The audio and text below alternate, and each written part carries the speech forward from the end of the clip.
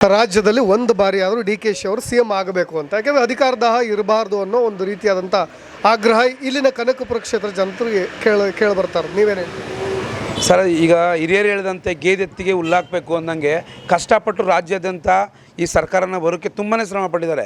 ತನು ಮನ ಧನ ಎಲ್ಲ ಥರ ಅರ್ಪಿಸಿದ್ದಾರೆ. ಆದ್ದರಿಂದ ಅವ್ರಿಗೂ ಕೂಡ ಒಂದು ಅವಕಾಶ, ಇವರು ಆಗಿದ್ದಾರೆ, ಲಾಸ್ಟ್ ಟೈಮ್ ಕೂಡ ಆಗಿದ್ದಾರೆ, ಈಗಾಗಿದ್ದಾರೆ, ಅವ್ರಿಗೂ ಬಿಟ್ಕೊಡ್ಬೇಕು ಅಂತ ನಾವು ಆಗ್ರಹ ಸರ್. ಜೊತೆಗೆ ಯಾಕೆ ಸಿದ್ದರಾಮಯ್ಯನವರಿಗೆ ಯಾಕೆ ಈ ಥರದ್ದು ಒಂದು ಒಪ್ಪಂದ ಆಗಿದ್ದರೂ ಕೂಡ ಅವರಿಗೆ ಗೊತ್ತಿಲ್ವಾ ಅಂತನಾ, ಅಥವಾ DKಶಿ ಅವರು ಅದನ್ನು ಕೇಳ್ತಾ ಇಲ್ಲ ಅಂತ?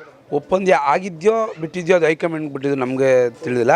ಆದರೆ ಕೆಲಸ ಮಾಡಿದವ್ರಿಗೆ ಅದು ಏನು ರಾಜ್ಯಾದ್ಯಂತ ಪಕ್ಷ ಈಗ ದೇಶಾದ್ಯಂತ ನೋಡ್ತಾ ಇರ, ನಮ್ಮ ಕರ್ನಾಟಕದಲ್ಲಿ ಕಾಂಗ್ರೆಸ್ನ ಕಟ್ಟು ಎಲ್ಲ ಕಡೆ ಬೇರೆ ಕಡೆ ಇಲ್ಲ, ಇಲ್ಲಿ ಕಟ್ಟಿ ಬೆಳೆಸಿದ್ದಾರೆ.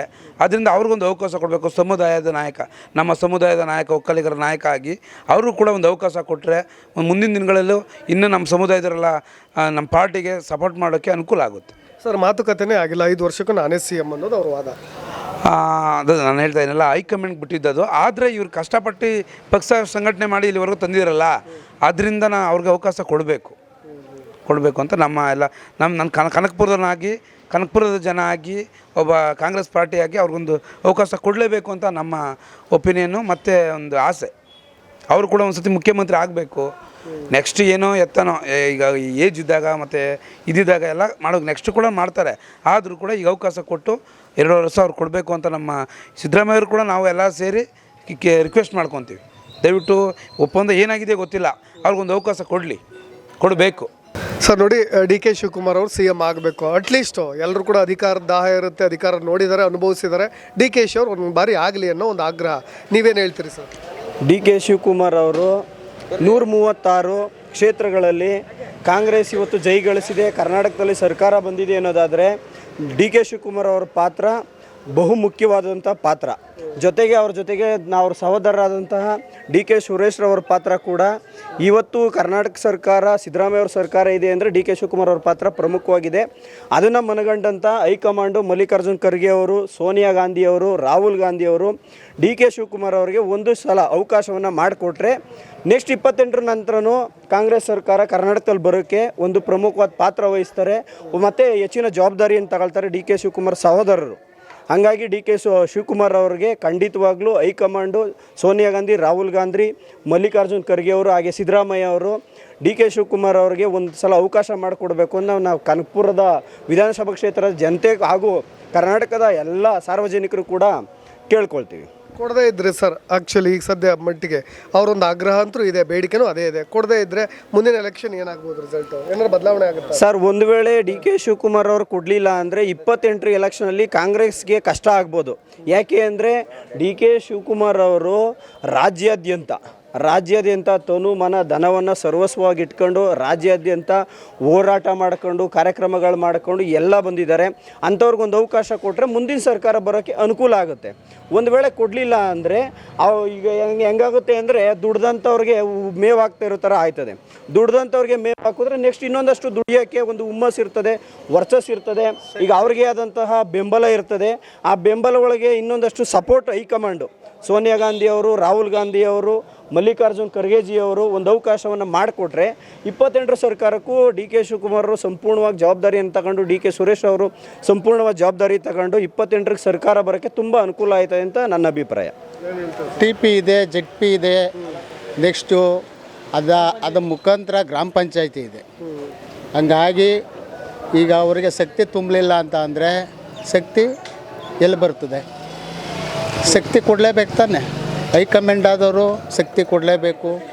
ಅವರು ಎಲ್ಲ ಕಡೆನೂ ಓಡಾಡ್ಕೊಂಡು ಮತ್ತು ಎಲ್ಲ ಅವ್ರದ್ದು ಏನಾಯ್ತೆ ತನು ಮನ, ನಮ್ಮ ಬ್ರದರ್ ಹೇಳ್ದಂಗೆ ಎಲ್ಲ ಖರ್ಚುಗಳು ಮಾಡ್ಕೊಂಡು ಎಲ್ಲ ಮಾಡ್ಕೊಂಡು ಅವರು ಇವತ್ತೊಂದು ದಿವಸ ಗೇದಕ್ಕೆ ಹುಲ್ಲಿಲ್ಲ ಅಲ್ವಾ? ಯಾರೇ ಆಗಿರಲಿ ಪಾರ್ಟಿಲಿದ್ದಾರೆ, ಪಾರ್ಟಿ ಗುರುತಿಸಿದೆ, ಅದ್ರ ಮುಖಾಂತರ ಎಲ್ಲ ಲೀಡ್ರುಗಳು ಇರಬೇಕು. ನೀವೇನು ಹೇಳ್ತೀರಿ ಸರ್? ನಮ್ಮ DK ಶಿವಕುಮಾರ್ ಸಾಹೇಬರು ಏನಿದ್ರು ಕರ್ನಾಟಕದ ಜನತೆಗೋಸ್ಕರ ಮೇಕೆದಾಟು ಯೋಜನೆ ತಂದರು. ಆ ಯೋಜನೆಗೆ ಒಂದು ಪ್ರಾಮುಖ್ಯತೆ ಸಿಕ್ಕಿದೆ. ಈಗ ಕರ್ನಾಟಕ ಜನತೆಗೆ ಸದೃಢವಾದ ಮುಖ್ಯಮಂತ್ರಿ ಬೇಕು ಅಂದರೆ ನಮ್ಮ DK ಶಿವಕುಮಾರ್ ಸಾಹೇಬರು ಮಾತ್ರ ಸಾಧ್ಯ. ಈಗ ನಮ್ಮ ಸಿದ್ದರಾಮಯ್ಯ ಸಾಹೇಬರು ಮಾಡ್ತಾಯಿದ್ದಾರೆ, ಇಲ್ಲ ಅಂತಲ್ಲ. ಆದರೆ ನೆಲ ಜಲ ಅಂತ ತನುಮನವನ್ನು ಅರ್ಪಿಸ್ತಿರೋ ಯಾರು ಗೊತ್ತಾ? ನಮ್ಮ DK ಶಿವಕುಮಾರ್ ಮಾತ್ರ. ಏಕೆಂದರೆ ಇದೇ ಇದರಲ್ಲಿ 28 ಜನ MP ಇದ್ದರು ಯಾವಾಗ ಓಸತಿ. ಆಗ ಕರ್ನಾಟಕ ಪರ ಒಬ್ಬರೇ ಮಾತಾಡಿತು, ಅದು ನಮ್ಮ DK ಸುರೇಶ್ ಸಾಹೇಬರು ಮಾತ್ರ ಅಲ್ವಾ. ಆ ಥರ ಈಗ ನೀರು ಬಗ್ಗೆ ಅದರಲ್ಲೂ ತಮಿಳ್ನಾಡಿಗೆ ಕಟ್ಟಲೇಬಾರ್ದು 5 ನಿಮಿಷದಲ್ಲಿ ತತ್ತೀನಿ ಅಂತ ಹೋದರು. ಯಾರು? ಇದೇ ನಮ್ಮ ಮಾಜಿ ಮುಖ್ಯಮಂತ್ರಿಗಳು ಕುಮಾರಸ್ವಾಮಿ ಅವರು ತಂದ್ರ ಅದೇ ಪಣ ತೊಟ್ಟಿ ಅದೇ ನಮ್ಮ DK ಶಿವಕುಮಾರ್ ಸಾಹೇಬರು ಇವತ್ತು ಅದನ್ನ ಮೇಕೆದಾಟನ್ನ ತಂದು ಮುಂದಕ್ಕೆ ಕಾಮಗಾರಿ ಸ್ಟಾರ್ಟ್ ಆಗುತ್ತೆ. ಆ ಜಯ ಸಿಕ್ಕಿದೆ, ಸ್ವಲ್ಪ ಮುಂದಕ್ಕೆ ಆಗಬೇಕು ಅಂದ್ರೆ ನಮ್ಮ DK ಶಿವಕುಮಾರ್ ಸಾಹೇಬರು ಮುಖ್ಯಮಂತ್ರಿ ಆಗಲೇಬೇಕು ಸರ್. Thank you. ಇದು ಕರ್ನಾಟಕದ ಜನತೆಯ ಮಾತು, ನಮ್ಮ ಕೂಗು, ನಿಮ್ಮ ಕೂಗು ಆಗಬೇಕು. ಏಕೆಂದರೆ ಕರ್ನಾಟಕ ಪರ ಯಾರ ಧ್ವನಿ ಎತ್ತಬೇಕಂದ್ರೆ ಅದು DK ಶಿವಕುಮಾರ್ ಸಾಹೇಬರು ಮಾತ್ರ, DK ಸುರೇಶ್ ಇವ್ರು ಮಾತ್ರ. ಅವ್ರು ಬಿಟ್ಟರೆ ಯಾರು ಎತ್ತಕ್ಕೆ ಸಾಧ್ಯನೇ ಇಲ್ಲ. ಸರ್, ನಮ್ಮ DK ಶಿವಕುಮಾರ್ ಸಾಹೇಬ್ರ ಬಗ್ಗೆ ಮಾತಾಡಬೇಕಂದ್ರೆ ಅವರು ಬರೀ ರಾಜ್ಯಕ್ಕೆ ಮಾತ್ರ ಸೀಮಿತ ಅಲ್ಲ, ರಾಷ್ಟ್ರ ಮಟ್ಟದ ನಾಯಕ, ಚುನಾವಣಾ ಚಾಣಕ್ಯ, ಪ್ರತಿಭಾವಂತ ರಾಜಕಾರಣಿ. ಅವ್ರನ್ನ ಉಳಿಸ್ಕೊಳ್ಬೇಕಾಗಿರೋದು ಕಾಂಗ್ರೆಸ್ಗೆ ಅನಿವಾರ್ಯ ಇದೆ. ಶಿವಕುಮಾರ್ ಅವ್ರಿಗೆ ಕಾಂಗ್ರೆಸ್ ಅನಿವಾರ್ಯ ಅನ್ನೋದಕ್ಕಿಂತ ಕಾಂಗ್ರೆಸ್ ಪಕ್ಷದವ್ರಿಗೆ ಶಿವಕುಮಾರ್ನ ಉಳಿಸ್ಕೊಳ್ಳೋವಂಥ ಒಂದು ಮುಖ್ಯವಾದ ಅನಿವಾರ್ಯತೆ ಇದೆ. ಯಾಕಂದರೆ ಎಲ್ರಿಗೂ ಗೊತ್ತಿರೋ ಥರನೇ ಪಕ್ಷಕ್ಕೋಸ್ಕರ ಎಷ್ಟು ದುಡ್ದಿದ್ದಾರೆ, ಅಧಿಕಾರ ತರಕ್ಕೆ ಎಷ್ಟು ಶ್ರಮಿಸಿದ್ದಾರೆ ಅನ್ನೋದೆಲ್ಲ ಇದೆ. ನಮಗೆ ಹೈಕಮಾಂಡ್ ಮೇಲೆ ಗೌರವ ಇದೆ, ನಂಬಿಕೆ ಇದೆ. ಯಾಕಂದರೆ ನಮ್ಮ ಸಾಹೇಬರಿಗೆ CM ಸ್ಥಾನ ಕೊಡ್ತಾರೆ, ಕೊಡಲೇಬೇಕು. ಅದು ನಮ್ಮ ಕನಕಪುರದ ಜನತೆಯಲ್ಲ, ಇಡೀ ರಾಜ್ಯದ ಜನತೆಯ ಆಸೆ ಆಗಿದೆ. ದಯವಿಟ್ಟು ಹೈಕಮಾಂಡಲ್ಲಿ ನಾವು ಮನವಿ ಮಾಡ್ತೀವಿ ಖರ್ಗೆ ಸಾಹೇಬ್ರಿಗೆ. ಸಿದ್ದರಾಮಯ್ಯನವರು ನೈತಿಕತೆ ಇದೆ, ಬಿಟ್ಟು ಕೊಡ್ತಾರೆ ಅಧಿಕಾರನ, ಆ ನಂಬಿಕೆಯಿಂದ ಇದೆ. CM ಅದೇ ಆಯ್ತಾರೆ. ಸರ್, ಏನು ಹೇಳ್ತೀರಿ? DK ಅವ್ರಿಗೆ ಒಂದು ಕೊರಗಂತೂ ಖಂಡಿತವಾಗಿಯೂ ಇದೆ. ಏನು ಹೇಳ್ತಾರೆ? ಅಧಿಕಾರದ ದಾಹ ಅಂತ ಹೇಳ್ತಾರೆ ಸಿದ್ದರಾಮಯ್ಯನವ್ರು, ಅಥವಾ ಕೊಟ್ಟು ಮಾರಿ ತಪ್ತಾ ಇದ್ದಾರೆ? ಎರಡೂ ಮಾಡ್ತಾವ್ರೆ ಅವರು. ಕೊಟ್ಟು ಮಾತುಗೂ ತಪ್ತಾವ್ರೆ, ಅಧಿಕಾರನೂ ದಾಹನೂ ಅದೇ ಅವ್ರಿಗೆ. ಏಕೆಂದರೆ ನಾನು 1983ರಿಂದ ರಾಜಕಾರಣಕ್ಕೆ ಬಂದವನು. ನಾನು ಶಾಲಾ ಮಟ್ಟದಿಂದ ರಾಜಕಾರಣಕ್ಕೆ ಬಂದಿದ್ದೀನಿ. ನಾನು ಹುಟ್ಟ ಕಾಂಗ್ರೆಸ್ಗೆ. ಸಾಹೇಬ ಯಾವಾಗ ರಾಜಕಾರಣಕ್ಕೆ ಕಾಂಗ್ರೆಸ್ಗೆ ಬಂದು ನಿಂತ್ಕೊಂಡ್ರೋ ಅವಾಗಿಂದನೂ ನಾನು ರಾಜಕಾರಣ ಮಾಡಿದವನು ಸಾಹೇಬನ ಇತಿಹಾಸನ ತಿಳ್ಕೊಂಡಿರೋನು. ಅವ್ರ ಹಿಸ್ಟ್ರಿ ಎಲ್ಲ ಗೊತ್ತು ಅಲ್ವಾ. ಹಾಗಾಗಿ ನಮ್ಮ ಸಾಹೇಬನಿಗೆ ಯಾಕೆ ಈ ರೀತಿ ಮಾಡ್ತಾವ್ರೆ, ಹೈಕಮಾಂಡ್ ಆಗಿರ್ಬೋದು, ನಮ್ಮ ರಾಜ್ಯ ಸರ್ಕಾರ ಆಗಿರ್ಬೋದು, ಇನ್ನುಳಿದ ಬೇರೆ ಸಚಿವರುಗಳಾಗಿರ್ಬೋದು, ಅವ್ರ ಬಗ್ಗೆ ಏನು ತಿಳ್ಕೊಂಡಿದ್ದಾರೋ ತಿಳ್ಕೊಳ್ಳಿಲ್ವೋ ಗೊತ್ತಿಲ್ಲ. ಯಾಕೆ ಈ ಥರ ಮಾಡ್ತಾಯಿದ್ದಾರೆ, ಏನು ಕತೆ ಅಂತ ಗೊತ್ತಿಲ್ಲ. ಅದನ್ನೆಲ್ಲ ಪರಿಗಣಿಸ್ಬೇಕು. ಯಾರು? ನಮ್ಮ ಹೈಕಮಾಂಡ್ ಆದಂಥ ಸೋನಿಯಾ ಗಾಂಧಿ ಆಗಿರ್ಬೋದು, ರಾಹುಲ್ ಗಾಂಧಿ ಆಗಿರ್ಬೋದು, ಅದನ್ನ ಪರಿಶೀಲನೆ ಮಾಡಬೇಕು. ಯಾರು ಎತ್ತ ಏನು, ಈ ವ್ಯಕ್ತಿ ಹೆಂಗೆ, ರಾಜಕಾರಣಿ ಹೆಂಗೆ, ಯಾವ ರೀತಿ ಪಕ್ಷನ ಸಂಘಟನೆ ಮಾಡಿದ್ದಾರೆ, ಮುಂದೆ ಯಾವ ರೀತಿ ಮಾಡ್ತಾರೆ. ರಾಜ್ಯದಲ್ಲಿ ಕಾಂಗ್ರೆಸ್ ಸರ್ಕಾರ ಈ ಭದ್ರ ಬುನಿಯಾದಿಯಾಗಿ ಇರಬೇಕನ್ನೋದಕ್ಕೆ ಕಾರಣ ಯಾರು ಅಂದರೆ ನಮ್ಮ ಸಾಹೇಬರೇ. ನಮ್ಮ DK ಶಿವಕುಮಾರ್ ಸಾಹೇಬರು, ನಮ್ಮ DK ಸುರೇಶ್ ಸಾಹೇಬರು. ಕಲಿಯುಗದ ಕೃಷ್ಣ ಬಲರಾಮ ಇದ್ದಂಗೆ ನಮಗೆ. ಕಲಿಯುಗದ ಕೃಷ್ಣ ಬಲರಾಮರು ಯಾರು? ನಮ್ಮ ಸಾಹೇಬರು DK ಸುರೇಶ್ ಮತ್ತು DK ಶಿವಕುಮಾರ್ ಸಾಹೇಬರು ಅಲ್ವಾ. ಅದನ್ನೆಲ್ಲ ಪರಿಗಣಿಸಿ ನಮ್ಮ ಸಾಹೇಬ್ರನ್ನ ಯಾವ ಮಟ್ಟಕ್ಕೆ ತಗೊಂಡೋಗ್ತಾರೋ ಬಿಡ್ತಾರೋ ಗೊತ್ತಿಲ್ಲ. ಏನು ಮಾಡ್ತಾರೋ ಅದೆಲ್ಲ ಹೈಕಮಾಂಡಿಗೆ ಬಿಟ್ಟದ್ದು ನೋಡೋಣ. ಕಾಲಯೇ ತಸ್ಮಯೇ ನಮಃ, ಕಾಲ ತಸ್ಮಹೇ ನಮಃ. ಸತ್ಯ ಧರ್ಮ ಎಲ್ಲಿರ್ತದೋ ಅಲ್ಲಿ ಕಷ್ಟಪಟ್ಟವರಿಗೆ ಪ್ರತಿಫಲ ಸಿಕ್ಕೇ ಸಿಗ್ತದೆ. ಅದು ಭಗವಾನ್ ಶ್ರೀಕೃಷ್ಣ ಪರಮಾತ್ಮನ ಅದು ನಿಯಮ. ಸಿಗುತ್ತೆ ಅಂದರೆ ನನ್ನ ನಂಬಿಕೆ. ಸಿಗುತ್ತೆ, ಸಿಗಬೇಕು. ಯಾಕಂದರೆ ಅವ್ರು ದುಡ್ದಿದ್ದಾರೆ, ಪಕ್ಷಕ್ಕೆ ದುಡ್ದಿದ್ದಾರೆ. ಎಲ್ಲಿಂದ? ರೂರಲ್ ಕಾಲೇಜ್ ಮಟ್ಟದಿಂದನೂ ದುಡ್ದಿದ್ದಾರೆ ಅವರು ಅಲ್ವಾ. ಅದಕ್ಕೆ ಅವ್ರಿಗೆ ಗೌರವ ಕೊಡಲಿಲ್ಲ ಅಂದರೆ ಪಾರ್ಟಿಲಿ ಅವ್ರಿಗೊಂದು ಏನು ಬೇಕು? ಅವ್ರಿಗೆ ಪಾರ್ಟಿ ಕೊಡಲಿಲ್ಲ ಅಂದಮೇಲೆ ಪಾರ್ಟಿಲಿ ಗೌರವ ಇಲ್ಲದೆ ಅಂದಮೇಲೆ ಏನು ಬೇಕು ಅಲ್ವಾ. ಪಾರ್ಟಿಲಿ ಗೌರವ ಕೊಡಬೇಕು ಅವ್ರಿಗೊಂದು ಉನ್ನತ ಮಟ್ಟ ಕೊಡಬೇಕು. ನಾವು ನಮ್ಮ ಆಸೆ ಏನು ಗೊತ್ತಾ, ಅಭಿಲಾಷೆ ನಮ್ಮದು, ಒಂದ್ಸಲ CM ಆಗಬೇಕು. ನಮ್ಮದು ಒಂದು ಕನಸಿರ್ತದಲ್ವಾ.